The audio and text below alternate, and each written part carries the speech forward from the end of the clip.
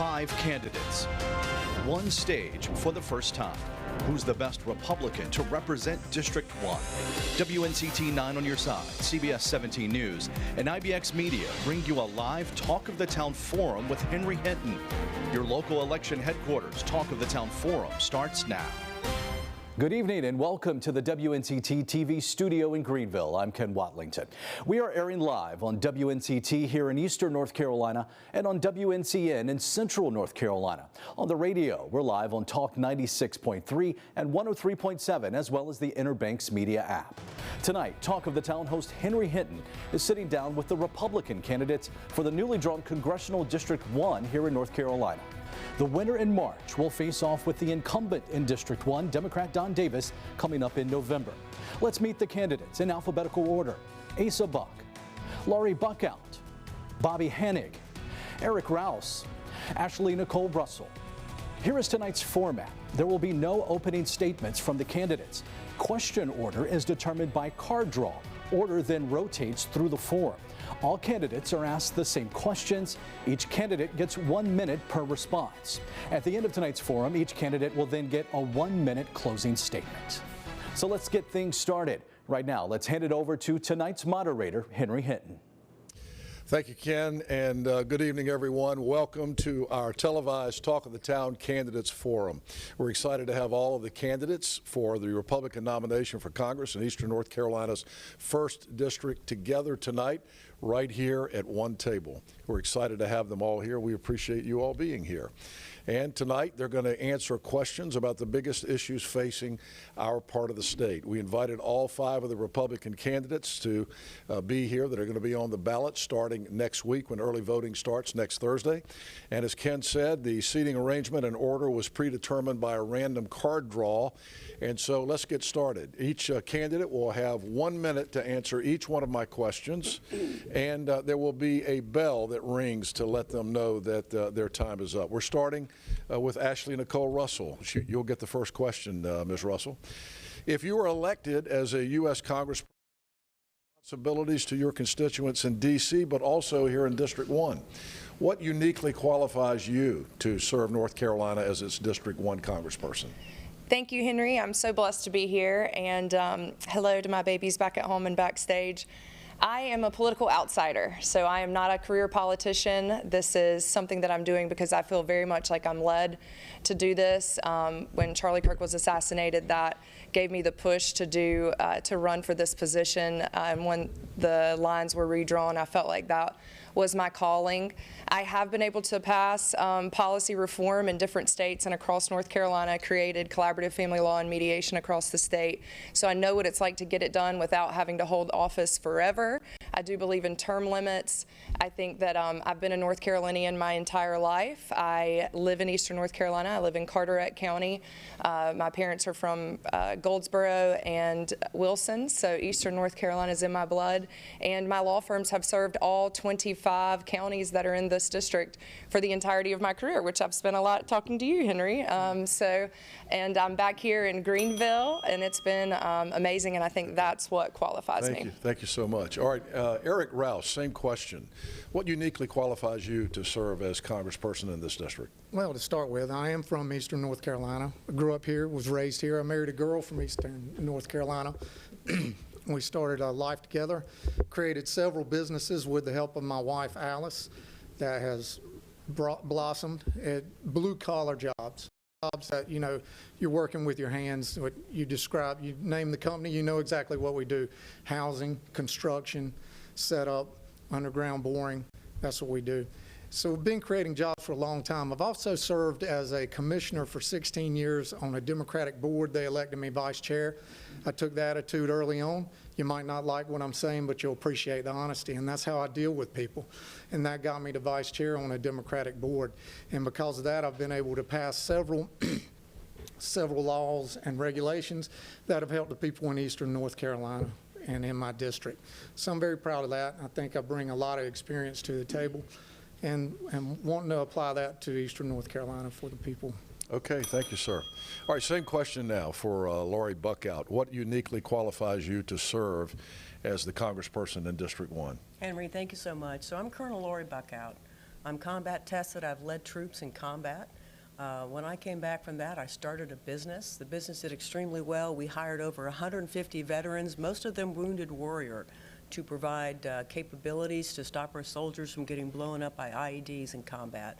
I've raised a family successfully, and we live here in Hinton, North Carolina. And probably most importantly, I've been trusted by President Trump. I just left his administration serving as Assistant Secretary of War for Cyber, where I was able to enact the policies that are so critical to keeping America great and part of the MAGA agenda. I believe in fighting for Eastern North Carolina families. I'm ready to go, and I think I'm the warrior that we need to have. I've got a proven track record of fighting, a proven track record of winning, of creating businesses, and I'm ready to fight for the people of Eastern North Carolina.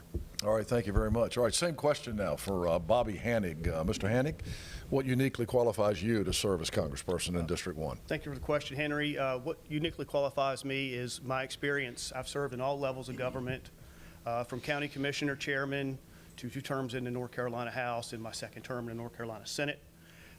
My experience over the last 15 years of introducing legislation, passing legislation, championing legislation at the state level, and working with my federal partners on many, many issues that we're going to talk about this evening, and many issues that I continue to talk about and continue to work on to this day. Several issues I was working on today. So that's what brings me to the table, and that's what gives me the unique ability to win this race. I've served 15 of the 25 counties in this district. I know that I'm the one that's going to beat Don Davis, and that is our #1 goal, is to beat Don Davis. So thank you. All right, thank you, sir. All right, Asa Buck now, same question. What uniquely qualifies you to serve as Congressperson in District 1? Well, thank you, Henry. I have 19 years of being an elected sheriff. I've been in law enforcement and public service for almost 30 years, but 19 years as an elected sheriff. So, I think that's something that we need in the Congress. I think we need people in the Congress who know what it means to be someone that is accessible to the people. As a sheriff, I've listened to my constituents for 19 years. I've tackled issues over that time period. I've listened to the concerns of my people. When I was running for sheriff 20 years ago, I went around, knocked on 5,000 doors. I listened to what people had to say, just like I do now. I do more listening than I do talking. I know what it means to listen to people and hear their concerns and to work towards common sense solutions to deal with issues. You look at a lot of things that are being dealt with that are in the media today and talked about by the president. I've dealt with those issues. I've dealt with fentanyl. I've dealt with prescription drugs. I've dealt with immigration issues. And I've worked a lot through our Sheriff's Association to make changes in North Carolina law, especially in public safety. Thank you, sir. All right, let's drill down into some of the issues with our second question tonight, and we'll start with you, Mr. Rouse. Here's question number 2. Funding for rural health care is perhaps the single most unique problem facing District 1 right now. Some rural hospitals have closed, others are in crisis state, in spite of the fact that a recent study showed that health care represents 20% of the economy here in Eastern North Carolina. Where do you stand on stabilize this important issue for the people in your district? And Eric Rouse, you'll have 1 minute on that. Yeah, sure. Yeah, well, first of all, I don't believe in Obamacare. I think we need to get rid of that and let the free market prevail. We ought to be able to cross state lines with shopping for insurance. I think that would be crucial, where people aren't just pigeonholed in. They're not allowed to go out and seek what they want. If the free market, it's worked for 250 years. If we can get the free market involved, it'll open up a lot and bring costs down, and that's going to be key. When people were struggling trying to decide whether or not they want to feed their family or buy health insurance or pay their taxes, that's a big issue when you have to take that gamble and try and decide what you're going to do. Trump's making life more affordable for everybody again, and we need to embrace that. We need to embrace his policies and continue on with them. We need to get away from the Biden era and all the enormous spending they were doing and all the disastrous policies that were driving everything up and driving the hospitals down and away. Rural community hospitals are a big part of what we need in Eastern North Carolina, and we need to support them. Okay, thank you very much. All right, same question for Lori Buckout. Ms. Buckout, where do you stand on the health care crisis for Eastern North Carolina, and how would you stabilize it? You know, I can tell you as somebody who's had to navigate both military and civilian healthcare systems, we have significant challenges, especially in this very rural district. We have counties where there's virtually no medical care at all. The president's addressing that, though. The president is addressing that through the big, beautiful bill with over $1 billion set aside for rural health care. But what you need is somebody who's willing to go up there and fight for it.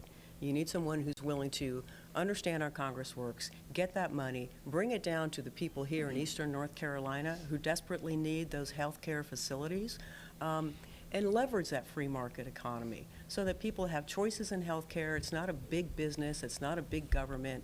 It's bringing the money here to help folks out through the big, beautiful bill, things that are set aside to help eastern North Carolina. I'm looking forward to being that fighter for the people to bring better and more accessible health care to this district. All right, Bobby Hannig, same question. What are your thoughts about how to stabilize the crisis in rural health care in eastern North Carolina? Thanks for the question, Henry. For me, everyone agrees that Obamacare isn't working. We all agree on that. For me, there's $50 billion set out for the big, beautiful bill with the Rural Hospital Transformation Fund. I'm already fighting for those dollars in eastern North Carolina. We're already working on 2 hospitals in eastern North Carolina that desperately need those fundings. And we've been working on that for over a year with the big, beautiful bill. That's going to do great things for eastern North Carolina. President Trump has done a great job in lowering prescription costs. I have been a champion of that since I've been in the General Assembly, and I'm working on that with my federal partners as well to keep that momentum going downward. Pharmacy issues are healthcare issues. And for me, more issues that we can solve with telehealth, which I've been working on at the state and federal level, the better. All right, Asa Buck, same question on health care and the crisis here in eastern North Carolina. Well, part of the problem is that some of our counties have declining populations. If you look at the population in some of our counties 10 years ago versus what the population in some of our counties are now, you're talking about losing thousands of people in small counties. And so when you have these rural hospitals, I mean, they have to be able to work and they have to be able to make a profit. The profit margins for rural hospitals is about half of the profit that you see that are brought in by larger hospitals in more urban areas. And so the fewer people you have, the fewer people that you're going to have in the hospital, the lower census you're going to have, the less billing and money that the hospital is able to make. And if you have less people coming to the emergency department, you still have to staff the emergency department. So these rural hospitals have a harder time making the dollars go. And we have to look and see what the drivers are in increasing the cost in medical services. The citizens aren't the ones who just had to pay for the medical services. The hospitals had to pay for them too. It's passed on to everybody. So we need to get those costs down. All right, thank you, sir. All right, same question now for Ashley Nicole Russell. Where do you stand on how to stabilize this health care crisis for rural health care in eastern North Carolina? We have an RV that we've been taking around and having these kitchen table conversations, and what we've heard is, you know, these constituents and my neighbors are spending more on their health care costs than they do on their mortgage, which is absolutely ridiculous. And so supporting Donald Trump and what he's done with the big, beautiful bill, and then, of course, prescription when he negotiated the cost of those, making it the top priority to support people like our constituents and the people in District 1, that needs to be supported. Absolutely. My firms have a group policy. You know, those policies and the cost of those policies, outrageous to be able to pull those down.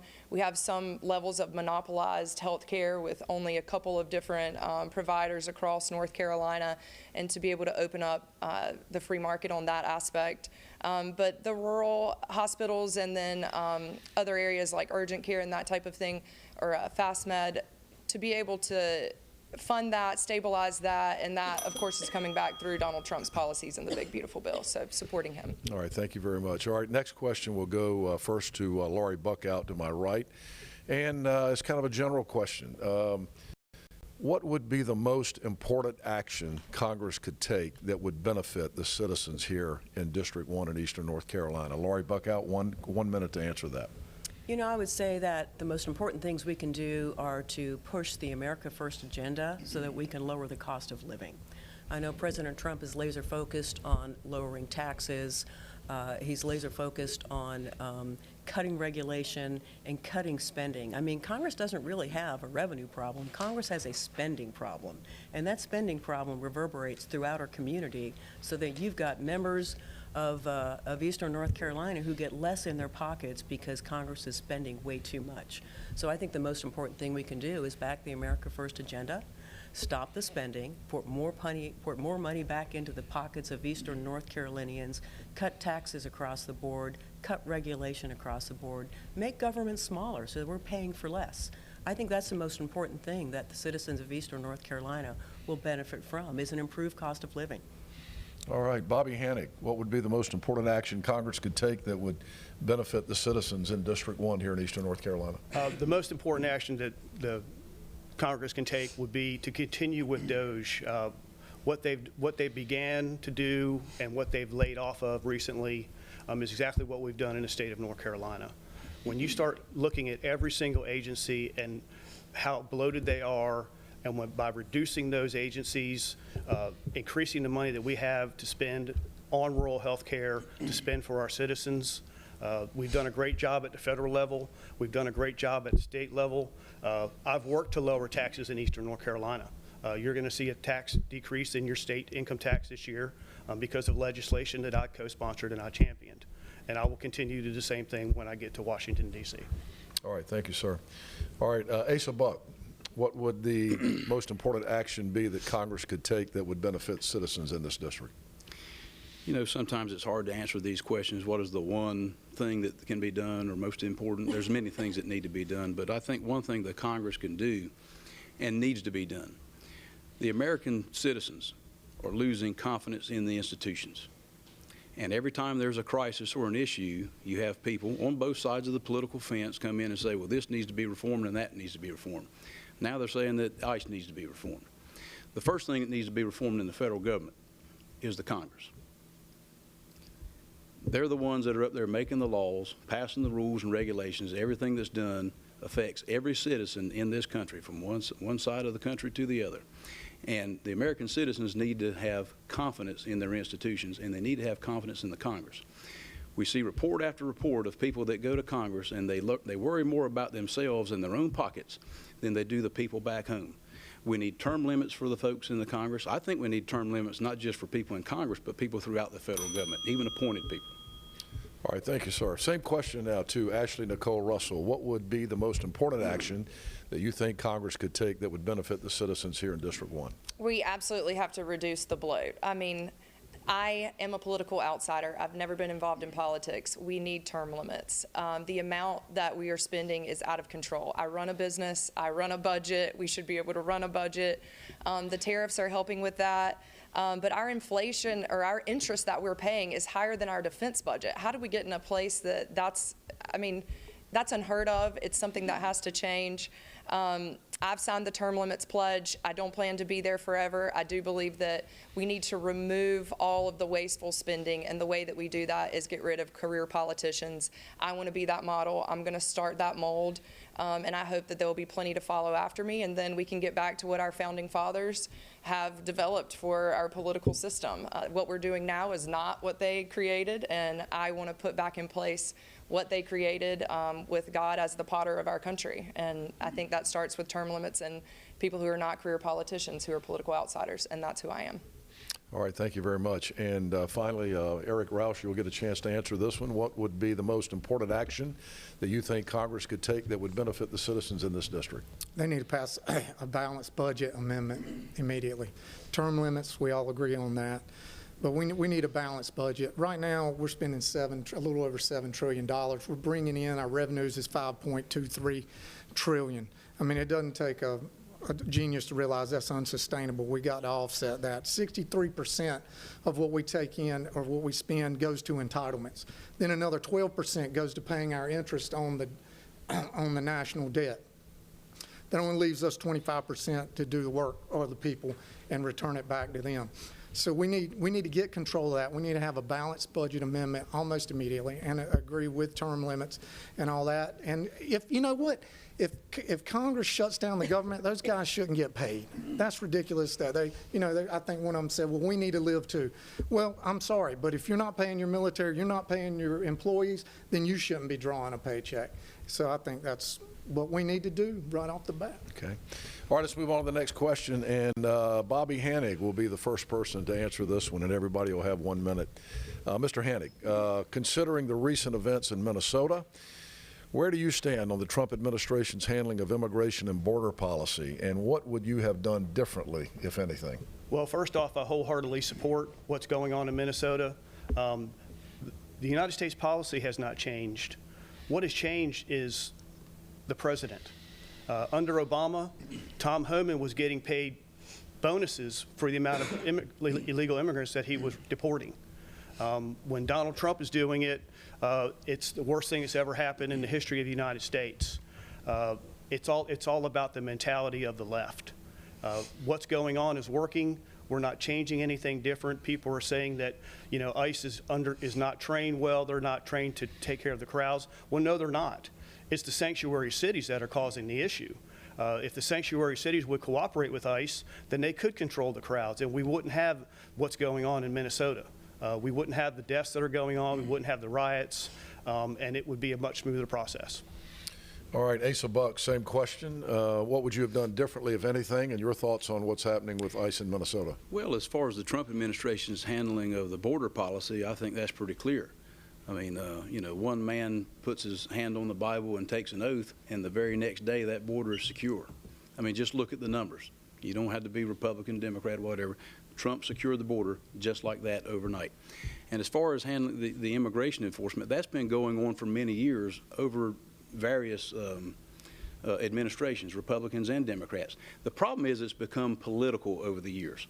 Law enforcement and public safety should not be political. A lot of that has been driven by the media.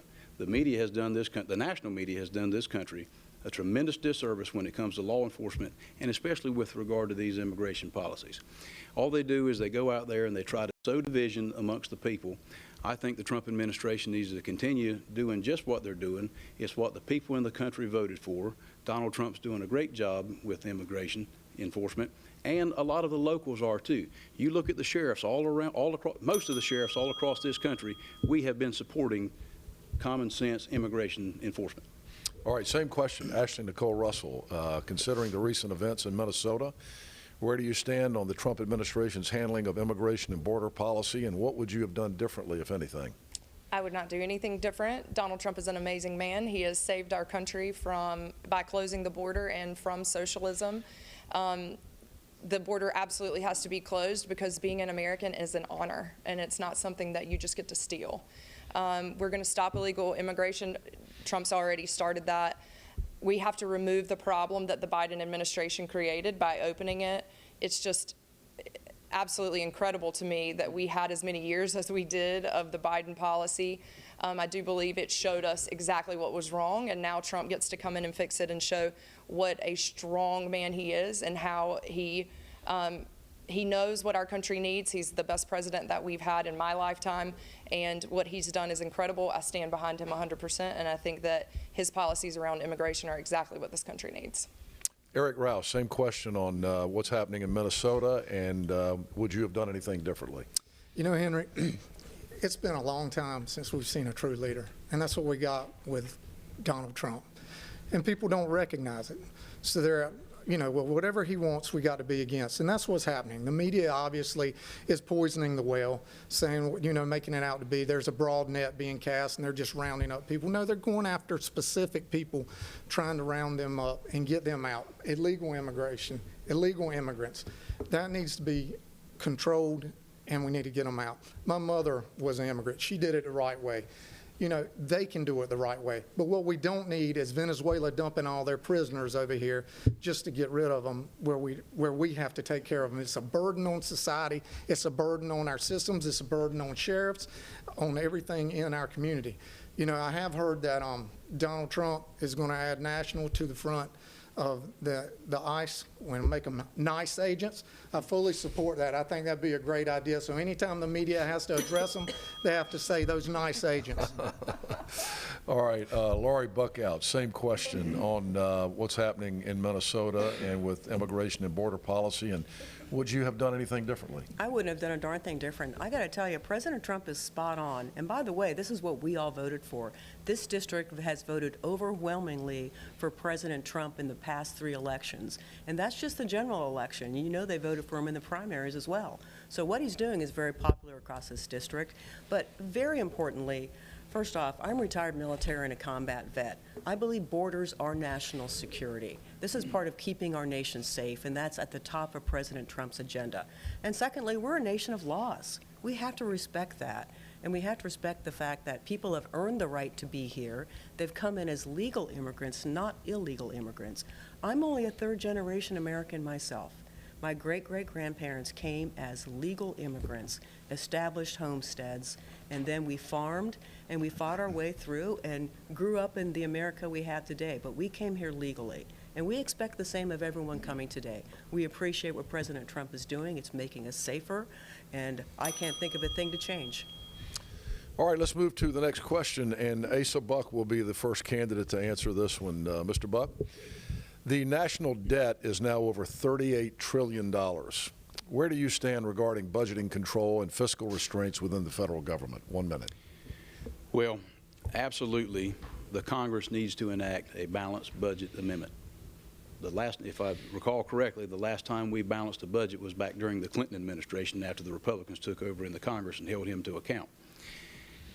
We cannot continue to spend this country into oblivion. You know, it wasn't that many years ago when a lot of people were talking about having a $10 trillion debt. Then it was $20 trillion. Now it's $38 trillion. Over the next 10 years, just the interest on the national debt is going to cost this country $14 trillion over the next 10 years. That's just the interest on the debt.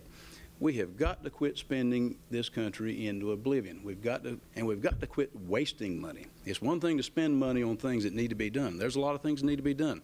But we've got to quit giving all this money to foreign countries, a lot of whom don't like us to start with, and a lot of us would like to see us out of here. All right, Ashley Nicole Russell, same question on the national debt, over $38 trillion. What restraints would you like to see?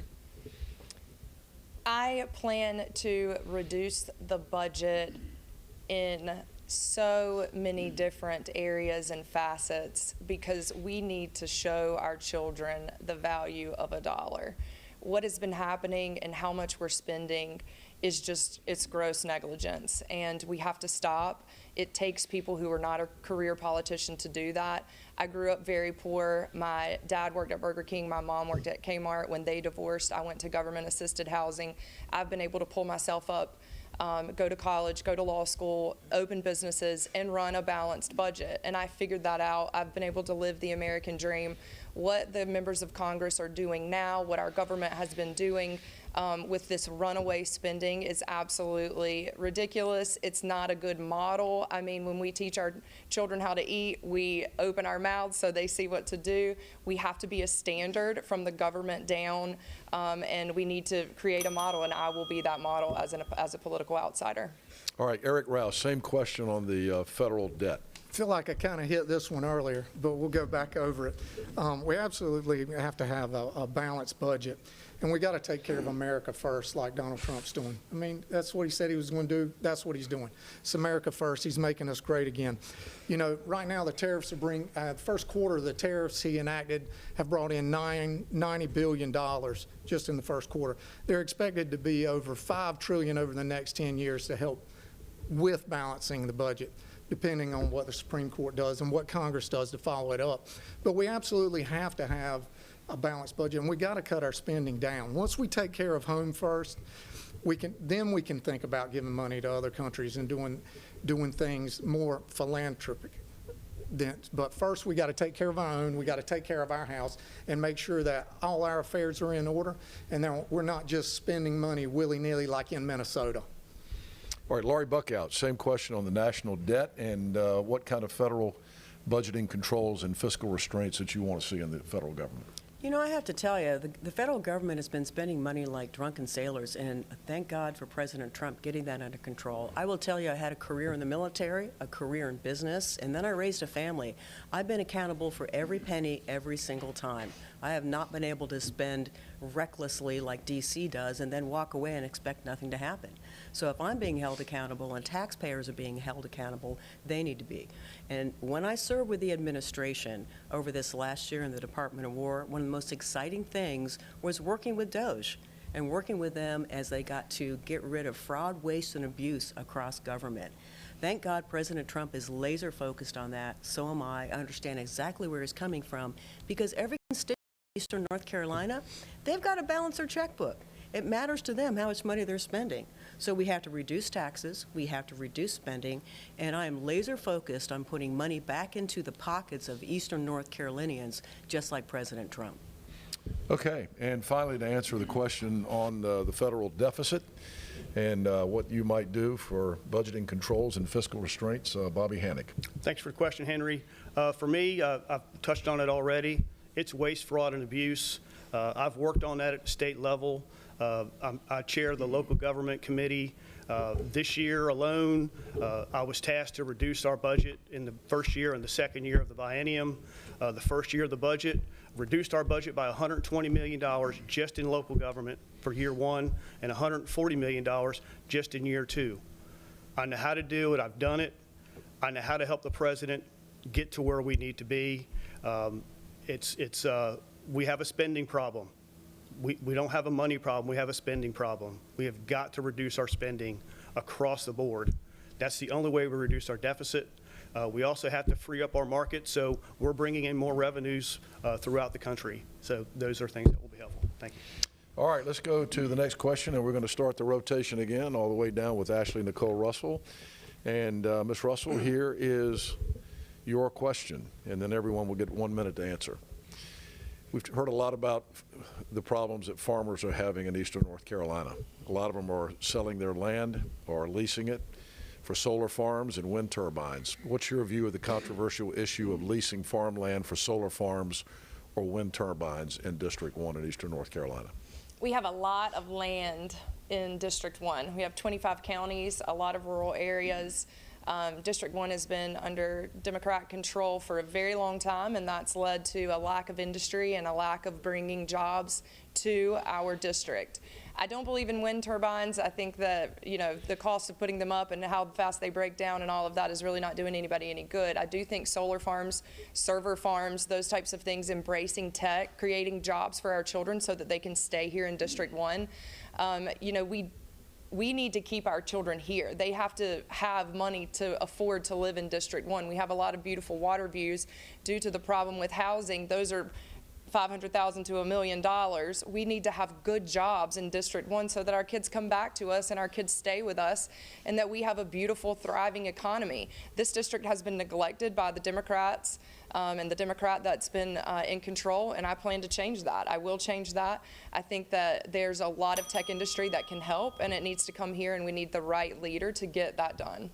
All right, thank you for that. Eric Rouse, same question. What is your view of the controversial issue of leasing farmland for solar farms or wind turbines? Well, first of all, we've got to listen to the farmers and the producers and the professionals in the ag industry to come up with solutions. But currently, ag is a huge market for Eastern North Carolina. There's over 4,000 farmers farming 2 million acres of land, and that brings in $3 billion just here, just to our economy. And tobacco's not dead. Tobacco's still strong. We're the largest producer of tobacco in the nation. That comes in at around 200 million. Now me, I'm a constitutional conservative, and I don't believe in telling somebody what they can and can't do with their property. Property is not an asset of the community. It's not an asset of the United States. It's the property owner's asset. And a bureaucrat in Washington doesn't need to be sitting up there trying to tell a farmer or a landowner down here what they can and can't do with their property. If he can determine that he can make a better living and more prosperity for his family by doing a solar farm or by doing a development, then he absolutely should be allowed to do that. All right, Laurie Buckout, same question. What's your view of the controversial issue of leasing farmland for solar farms or wind turbines? So first off, I grew up on a cattle farm, and I believe that our farmers are the bedrock of our community. But I think President Trump has the right idea, and he came in absolutely stating that this Green New Deal is a scam. And it is a scam. All it's done is stopped us from drill, baby, drill, and going after good American energy to try to have a green dream that's never come true. Moreover, the Biden administration was giving excessive subsidies to wind farms and solar farms, and President Trump has ended those. We're in their drill, baby, drill right now, which is bringing in good, solid energy, and people can do with their land as they wish. You know, it's their land. If they want to put up a solar farm, if they want to put up wind turbines, that's their choice. But I think President Trump, in ending the subsidies for the Green New Deal scam and actually drilling for American oil, has made much better choices that would be much better for the economy. And frankly, it's already showing as gas prices have gone down. All right. All right, Bobby Hannig, you got a lot of wind turbines and solar farms up in your area, up in the northeastern corner of the state. What's your view of this issue of leasing farmland for those solar farms and wind turbines? Thank you, Henry. Yes, I do have quite a bit in my area. I will tell you the first thing I did as the county commissioner chairman was to put a moratorium on solar farms in Currituck County. Solar farms are coming in there, taking advantage of our counties throughout the district. And now many of the counties have, since we redid our UDO, our Unified Development Ordinance, many of the counties have duplicated what we put in place. So if the farmer can't be successful because of overregulation or because of the input costs are so high, and they have to keep their land, the only way to keep their land is through putting solar there, which is their right. The system that we put in place to monitor the soils, to make sure that these facilities are not affecting the soils, so for future growth they can have it for future farmland, is something we have to do, and I'm proud that we've done that. All right, Asa Buck, same question. What's your view of the controversial issue of leasing farmland for solar farms or wind turbines? Well, I've talked with a number of farmers about this issue. Number one, I'm not going to make any of them mad by referring to these things as solar farms because they don't grow anything. You know, property owners have a right to do what they want to do with their property. If a farmer wants to sell his land, so somebody can, or lease it out to put solar panels on there, or turbines, or to sell the property for a development. This is the United States of America. People have property rights. But the issue we have is a lot of farmers are struggling. And, you know, sometimes they may have to sell that property or lease these solar fields or whatever. That's their decision to make. But taxpayer dollars shouldn't go to fund or to subsidize any of these issues. We've heard it all said many times about the Green New Scam and everything, all these environmental things and all these companies that are standing to make money from taxpayer dollars. Every bit of that needs to be cut out, never should have been done to begin with. And those who sign these leases with these solar fields, they need to be careful and they need to read the fine print. They need to know who's going to be responsible for the cleanup, and that costs a lot of money, which a lot of people had to find out the hard way. All right, let's go to the next question. And again, first to answer this one will be you, Mr. Rouse, Eric Rouse. And here's your question. Based on the latest Social Security Trust Fund report, Social Security is going to have to be cut in the year 2033 by law by about 20%, or I guess the law says exactly 20%, unless Congress acts before that. If you're elected, you're going to be faced with a decision on how to handle Social Security. What are your thoughts about saving it? I mean, we got to save Social Security. That was a promise that was made, and it needs to be kept. You know, it's unfortunate it's been raided and reduced to the way it has been reduced. But that was a promise that was made to all the people in the United States that they were going to do. There's things we can do. Illegal immigration, for instance. If we've got immigrants that come over here and work, they should be taxed at a rate that helps support Social Security. But they don't get to take advantage of it until they become a U.S. citizen. So we need to do programs like that that'll actually help take care of our house first before we go and try and help the world and do all that. But we absolutely have to keep the promise on Social Security. There are people who have been for years planning on this and what they're going to do with it. So we need some people that will be able to go up there and make some tough decisions and make the right decisions to keep it in place. Okay, Lori Buckout, same question on the problem with Social Security. What thoughts do you have about saving it? You know, as I've been around this district, I have discovered just that. There are so many people relying on Social Security and only that, and yet I'm seeing illegal aliens coming in and getting more money than the people who are in Social Security, and just that.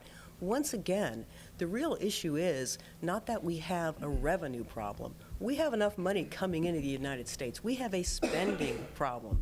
Congress needs to rein in their spending. They need to focus on the folks who put into Social Security. It absolutely needs to be saved. We need to take care of the folks to whom we have made that promise that they will have Social Security as they age to fall back on. All right, Bobby Hannick, let's hear your thoughts on how to save Social Security. This law in 2033 says that Social Security will have to be cut by 20% unless Congress acts before 2033. Well, I can assure you, if I'm in Congress, I will not ever vote to allow that to happen. This is a promise that was made by the American people. We all agree on that, made to the American people. There's ways to fund it. What we need to do is control all the other entitlements that are out there. That there's so much abuse and so much fraud going on. Just an example of Minnesota alone, the hundreds of millions of dollars of fraud that was going on there. Those are issues, those are ways to fund Social Security. We cannot not fund Social Security. You know, the EBT programs, the food stamp programs, you hear of all the stories and, you know, it's anecdotal to some people, but it's real life. And once we get that under control, we can afford to fund Social Security. All right, Asa Buck, Mr. Buck, your thoughts about how to save Social Security? Well, certainly Social Security has to be saved, and we've been here, those of us that pay attention to politics, we've been hearing this discussed for 20 or 30 years. Certainly Social Security has to be saved. We have other entitlements that we need to make sure that we continue as well. We do. The people in this country believe in a social safety net, but we have a lot of entitlements where there is a lot of fraud, waste, and abuse. And not just in the money that we spend in this country, but look at the money that we spend in other countries. We all believe, I believe, in America first. We need to spend our money here at home. We need to take care of the people here. A lot of this Social Security isn't just the retirement, but it's also people who are disabled. A lot of people can't work. Who's going to take care of those folks? So we have to protect Social. You're going to pay for it one way or the other. So we had to do it through Social Security, or you're going to be doing it through other entitlement spending. And we've got to stop wasting money on stupid things and start taking care of our people. Okay, Ashley Nicole Russell, same question on the problem with Social Security and your thoughts about saving it. We have taken hard-earned dollars from the people of District 1, and therefore we will keep this promise of Social Security. I'm a small business owner. I've watched my employees work hard, and I've watched them give up their money for this promise. We will keep the promise. We will practice what we preach. It is biblical to do that. We need to take care of our older population. That's also biblical. I've had a lot of kitchen table conversations as my kids and I and my family have traveled around in our RV to all of these counties in the district in order to be able to have these conversations and hear what is being said. And I just can't imagine that we've spent these number of years where they're giving up a part of their paychecks in order to have this promise be fulfilled. And in America, that's what we do. We keep our promise, and we're going to be keeping it with this. Absolutely, we'll be saving Social Security, and that's what I'll be voting for.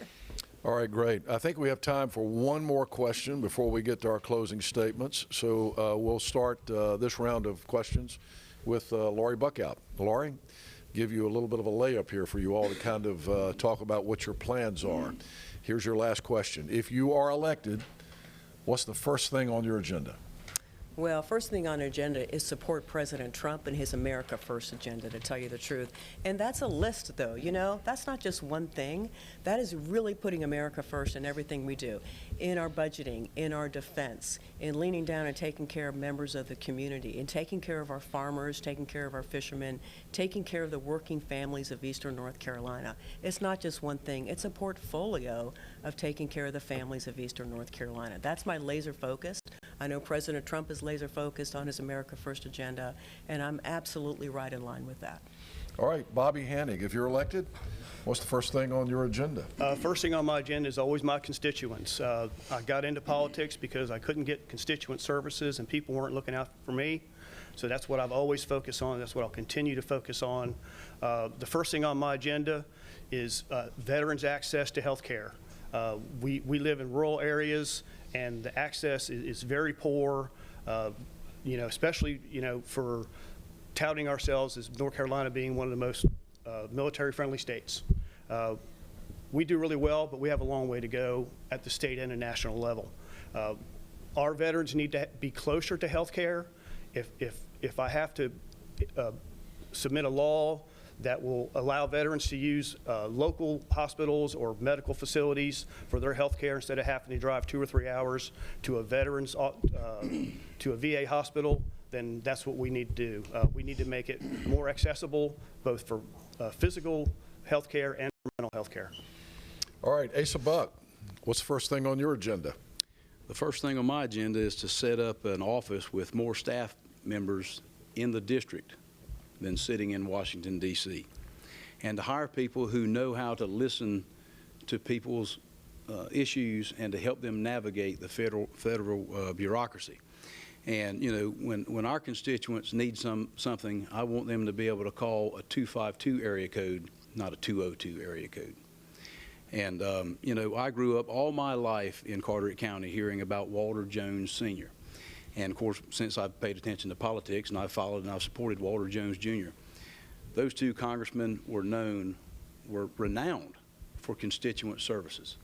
And if I'm sitting here in a couple years running for re-election, I want to be able to tout our constituent service. That's what it's all about. It's all about serving the people of Eastern North Carolina, not folks in Washington, D.C.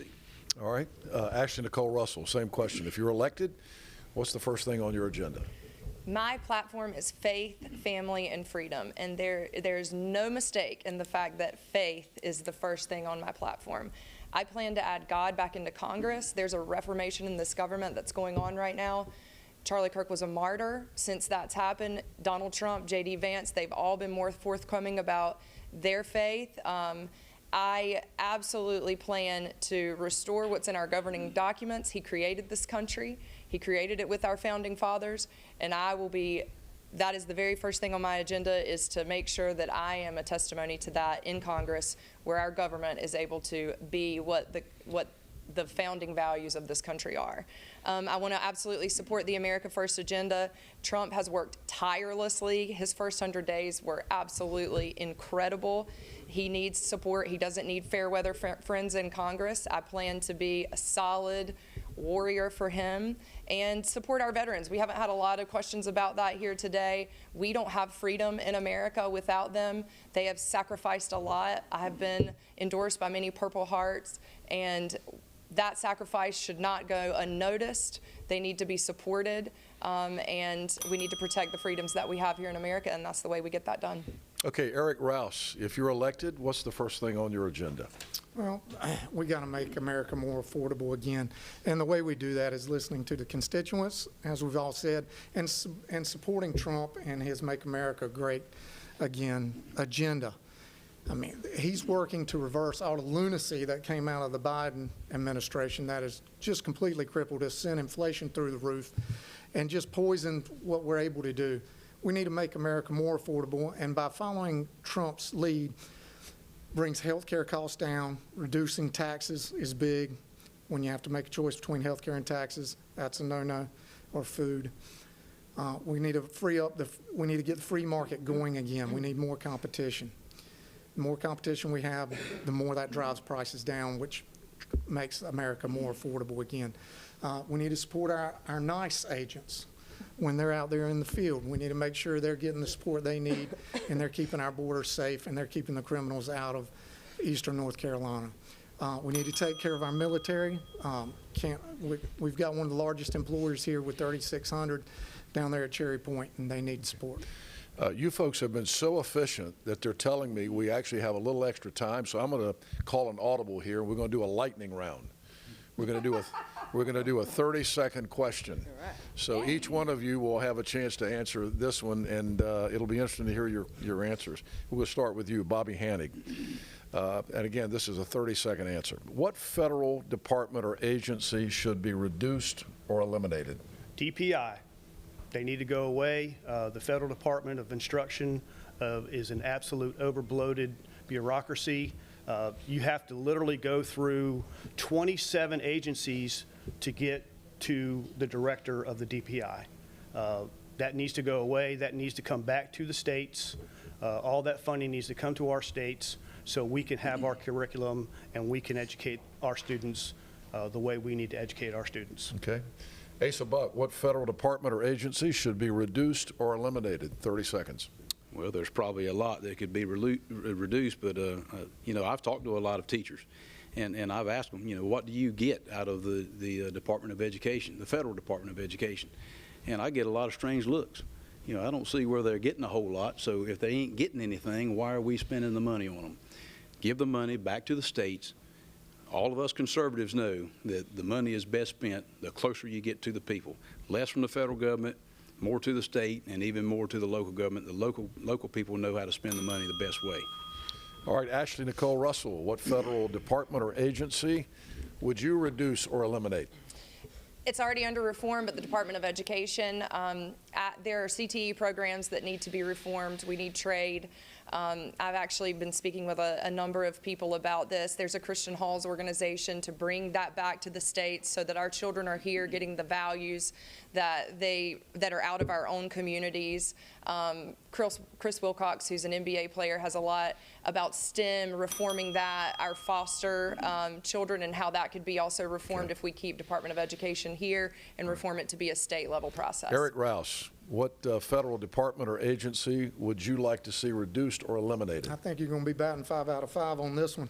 I'm education also. I mean, he started on it. It needs to be gone. The money needs to come back to the states. The state constitution is written around education. The money should follow the child. If he's enrolled in a private school, then the money should go to that private school. But if the private school kicks him out and sends him to a public school, then the money should follow the child also.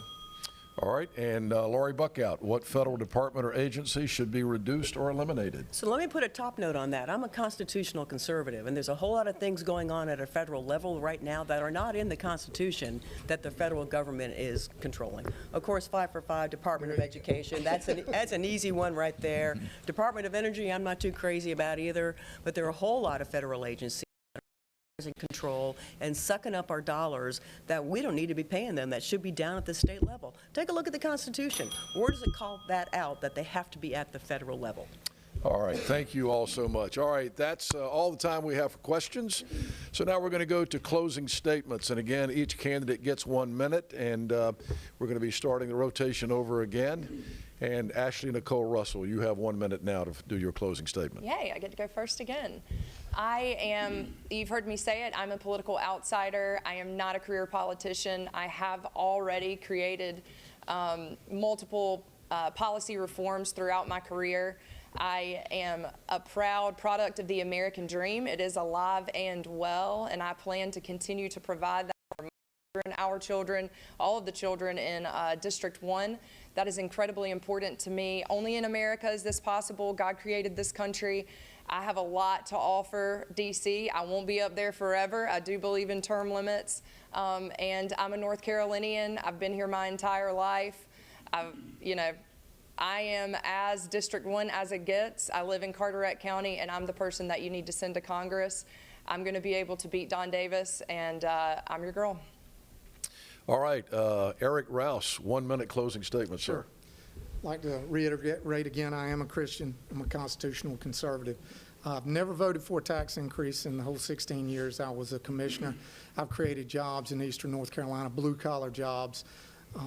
I know what it's like to sign the front of a paycheck as well as the back. I know what it's like to develop a budget and run that. I'm running to flip this district. Don Davis, first thing he's going to do, he's going to vote for Hakeem Jeffries. Second thing he's going to do, he's going to vote to impeach Trump. And then that ruins everything. That lame ducks Trump. And we've got big issues where we're trying to struggle for the next 2 years to make a comeback and make America great again. And that's absolutely something we do not need. More importantly, I'm running for our children. I'm running for more and better paying jobs in Eastern North Carolina. I don't want my children graduating from high school and college and moving off somewhere else. I want them to have a home, and I want everybody in Eastern North Carolina to prosper. All right, thank you, Mr. Rouse. Lori Buckout now, 1 minute closing statement. Hey, thank you. I think we have a clear choice right now. Number one, we could send a career politician back to D.C. He's going to bargain away your values. He's going to make deals in the back room, and we're going to end up with nothing and the radical left running roughshod over Eastern North Carolina families. Or you can choose a warrior. I'm a warrior. I'm combat tested. I've led troops in combat. I've run a business. I've raised a family, all successfully. I've been trusted by Trump. President Trump took me up to work in his administration, vetted me, and I was acting Assistant Secretary of War for most of the last year, working in the Trump administration. And I'm going to be fighting for Eastern North Carolina families because there are three things we absolutely have to do. We got to push the Trump America First agenda without compromise. We have to lower the cost of living destroyed by Washington's insane spending sprees. And we need to fight relentlessly and savagely for the families of Eastern North Carolina. I'm your fighter. I'm your warrior. I'm the pig. Thank you so much. All right, and now Bobby Hanig. Mr. Hanig, 1 minute closing statement. Thank you, Henry. First off, serving Eastern North Carolina has been the absolute opportunity of a lifetime for me. Knowing that my background and the fact that I get to do what I get to do doesn't get lost on me any single day. The folks that I get to serve are some of the most amazing people on the planet, and pushing the America First agenda forward is what I've been doing for the last 10 years as an elected official. You know, I've passed legislation that helps Asa Buck do his job. I've lowered taxes. I've just made America better before it was Make America Great Again, and I want to continue doing that. I'm the one that can beat Don Davis. I'm a proven fighter. I fight for my constituents regardless of the consequences, regardless of who it is. Okay, thank you, sir. And finally, Asa Buck, 1 minute closing statement. Well, we've heard a lot of similar answers here tonight, and there are a lot of similarities amongst the candidates, but there are some differences. And all you got to do is go and look at some campaign reports and you'll be able to see. You know, one of the candidates in this race is a lot different than some of the rest of us.